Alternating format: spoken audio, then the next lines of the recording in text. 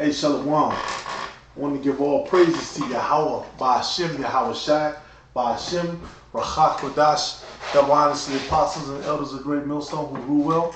Okay, peace and salutations to you sincere Akim out there pushing the truth across the four corners of the earth. Hey, may you brothers continue to do so. Hey, may the true brothers be blessed, you know, in your labors. And hey, this particular clip is from what is this from? I forget what this shit is called. It's Salakia. It's forgettable, you know. It's forgettable. Trump basically had a bunch of black people, different leaders from different HBCUs, different token black people who've been trying to campaign for him. What's it called? The Black Youth Summit or something at the White House, you know. Basically, and you know, brothers talk about this too, how all these so-called black people, and not just black, but Latino, Native American people who are in a certain position, you know, on TV or in the media, basically they're handpicked, all right? And this is kind of a glimpse into that process of being handpicked. And the kind of shit, you know, that these Edomites tell our people behind the scenes, even though they're a bunch of coons.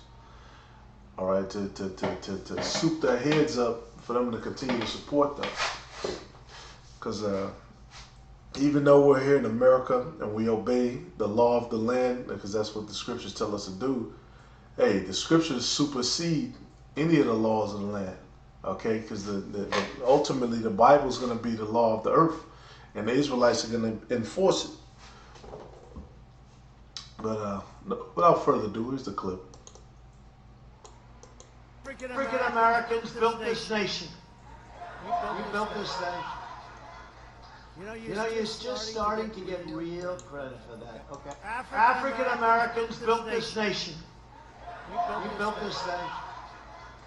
You know, you're just starting to get real credit for that. Okay. I don't know if you know that. You're just starting to get, you built the nation. We all built it. But you were such a massive part of it. Bigger than you were given credit for. Does that make sense? Right? Hey, and this is a we all know that this is a little move before it's election season. You know, basically in the political climate in America, so-called black people, so-called Latinos, so-called Native Americans, they ain't really rocking with. First off, you know, the sentiment is against America because of all the bullshit that's been happening, all the killings and the wrongdoings, and you know, the racism of these damn Edomites have been showing against us. You know, if they see, you know, Issachar, they see one of the Latin tribes speaking Spanish or something, you know, they'll talk shit to them, even though Spanish is a so-called Roman language. It's one of the languages of you white people, but you're such demons that, you know, they take that to the next level to try to persecute you for speaking a language that they forced you to speak, which is crazy. All right, and we know that we built this country. We've been saying that, but now these Edomites are seeking to please the poor. You know, the Trump's kissing a little ass, and because another thing too that's in the wind is a lot of our people that they want reparations.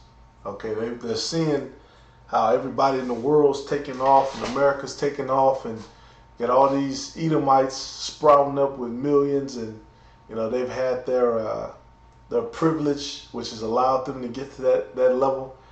And what do our people want to do? They want to be right with the heathen, and you know, they want to be at the same level too. So they want reparations, they want free land, free this, free that, free college, free healthcare, whatever the fuck, free phones. You know, I actually work with a Jake. I've never seen it in person, but he actually had a fucking Obama phone. And he was like, "Oh, this is one of the greatest things ever, a free phone." Just, you know, Jake, man, just they don't have a rulership mentality. Right? We don't want to be the Israelites. We don't want to be joined with the devil. We want our own kingdom. Okay, under our king, King David, and over King David, of course, Yahweh Shai, with the Most High over Yahweh Shai. All right, and the scriptures talk about the Spirit of the Most High is going to dwell with us forever when we're in the kingdom of heaven. So that Spirit is gonna stay up on us. He's not gonna turn his back on us. But this is the scriptures, because this is what ultimately what the scriptures say about reparations and all of this stuff. You know, because this is about to be a thing. All of this is about to be a thing, and in my opinion, they're gonna use it to push the chip. You know what I'm saying? By giving people incentives to take the chip, and you know, people who are starving and hungry, they can see the shift between the upper class and the lower class. All these Edomite billionaires and whatnot, and so they're gonna try to put that bait out there. Because Esau's the devil. No matter how much ass you kiss. Hey, because this is ultimately. This whole thing because this is ultimately what these Edomites do. They try to train an overclass for different people. Latino people, they have a little overclass of coons, AOC and some more of them that they can march around and parade around. So-called black people. So like it's so many, out of Judah, Benjamin, Levi. It's so many, so many coons and ass kisses out of those three tribes. You really can't even name them all. You really can't. Yeah, here's one right here. But jump into the scriptures, because you had the publicans in the Roman Empire. The publicans were assigned to take taxes, and then of course, the different cities that had to pay rulership. But in Jerusalem, where our people were, you had the publicans. They had to pay taxes, of course, pay the due to Caesar. And what they would do is, let's say you owe 10 fish or something, or you owe 50 fish. Well, they'll tell you, look, you owe 70 fish, according to the legend. You owe 70. And then you end up paying 70, and now they're using the extra that you put in for their own pockets. Or you're late on a payment, so now they're charging you interest on what you're supposed to pay before, plus what you owe. And that was wicked. The shit that they were doing was considered wicked. They were overcharging our own people. And they were being go-betweens between the Roman Empire. All right, and this is the word publican. This is the Strong's definition for it. It said a tax gatherer, collector of taxes or tolls, one employed by a publican or farmer general in the collection of taxes. The tax collectors were, as a class, detested not only by the Jews but by other nations also. Yeah, they were in many other nations, not just Jerusalem. But every province owned by Rome, they had tax collectors, because they had to send money back to Rome, both on account of their employment and of the harshness, greed, and deception with which they did their job. Yeah, they were deceptive. All right, like today you got the IRS, the all in your business. They can garnish your check, garnish your wages, garnish your tax return or something. Now it's gotten to that point, you can't even meet anybody face to face. Everything is done, electronically. All right, here's an example of the true mercy, because we know this man is ultimately, he's the devil. All right, this can't be the kingdom of heaven, because, we're basically, if this is the kingdom of the devil, if this is this kingdom of heaven, Salakia, basically our people, we're going to be stuck in a subservient position forever. All right? These people are billionaires. They got billions, trillions of dollars, all spread out, and they fight and they try to maintain the order of their rule using the money. And the scriptures talked about that. The woe unto him that covets what is not his. And this is Ezra 1:1. All right, this is talking about Cyrus, because what Cyrus did, we don't necessarily have to read, but Cyrus did is he allowed our people to build the temple, and the Most High put it on them.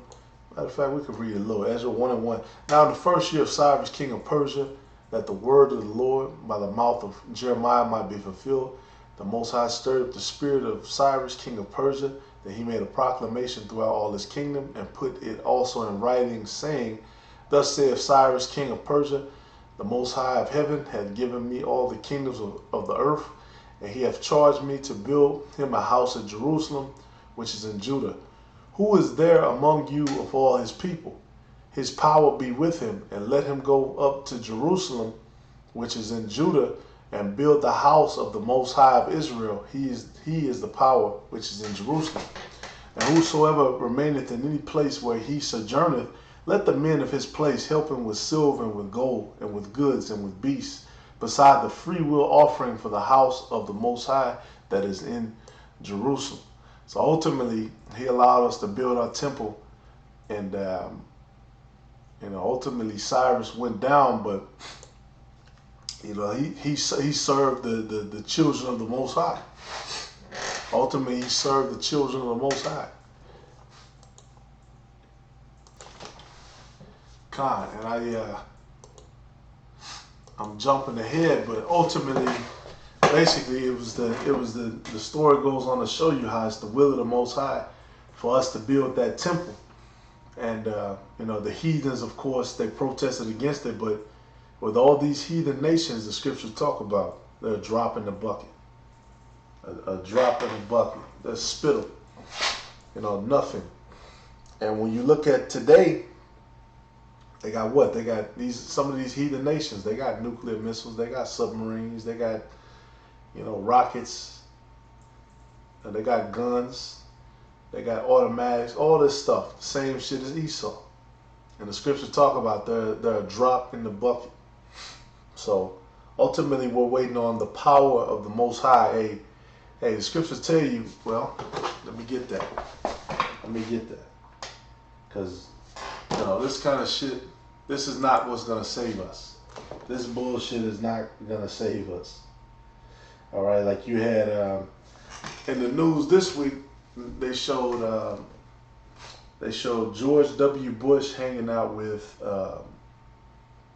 they showed George W. Bush hanging out with Ellen DeGeneres. And you might say, well, what does that have to do with anything? Well, George W. Bush, when he was president, he was against LGBT rights. He was against, HIV/AIDS support, which that's pretty much synonymous with LGBT. We all know why that is. And people were basically, Ellen's gay and weirdo friends were basically saying, well, why the hell are you with him? Because he supports these policies. He supported, Henry Kavanaugh, which they're saying he's a rapist or something like that. So, she had women, she had LGBT, she had all the weirdos against her. And these Edomites don't understand that when you're at that level, when you go to those top levels in Esau's elite, they're all hand in hand. There's no opposition. She can't speak out against George W. Bush. He's royalty amongst Edomites. Even though you had people with more problems than that, talking about basically the war that he waged in Iraq. That basically was a bunch of bullshit, which it pretty much was false pretenses. That's the devil for you. But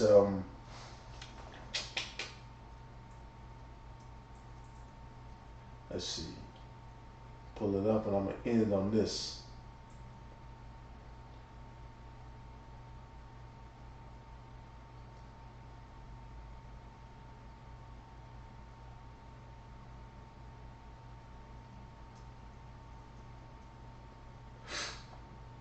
Because ultimately, man, when we have the spirit of Yahweh Ba'Shem Yahweh Shai, hey, nothing can defeat us. There's many L's we can take, going through the fire, but ultimately, we don't have to lick these people's boots. We don't have to be all in their face, especially knowing these people's history, it's not a thing anymore where it's obscure and you have to kind of guess. And you can go online and you can see all of these people's history, dirty laundry, all of the weird shit they're doing, that they're saying, all of that shit. It says what?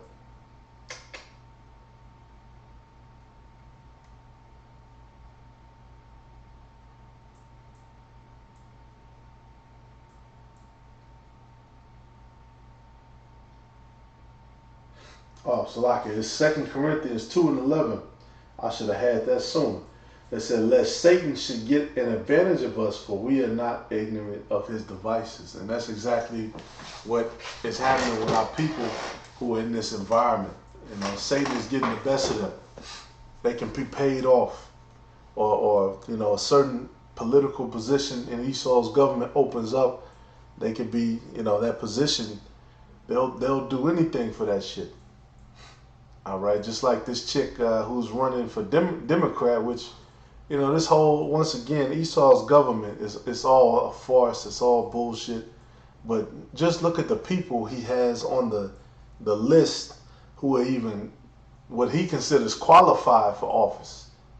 You know, you can see all of the shit that they've said, all the shit that they've done. You know, it's an embarrassment, man. This shit is an embarrassment. The next election is going to be an embarrassment. And people starting to wake up to it. Because once again, everything you're saying now is so documented. It's all online. So it's no fooling anybody anymore. You can't use the same old shit that you used to be able to do 20 years ago. So hey, man, don't be fooled by the devices. We're not fooled by the process, by the cheers. You know, people going out. You got to vote. You got to do it. Man, we're not with none of that stuff. You got to choose the lesser of two evils. Hey, call Allah Yahweh Yahweh Shai. We're gonna keep riding with our power until he gets us out of here and blows this bitch up. Shalom.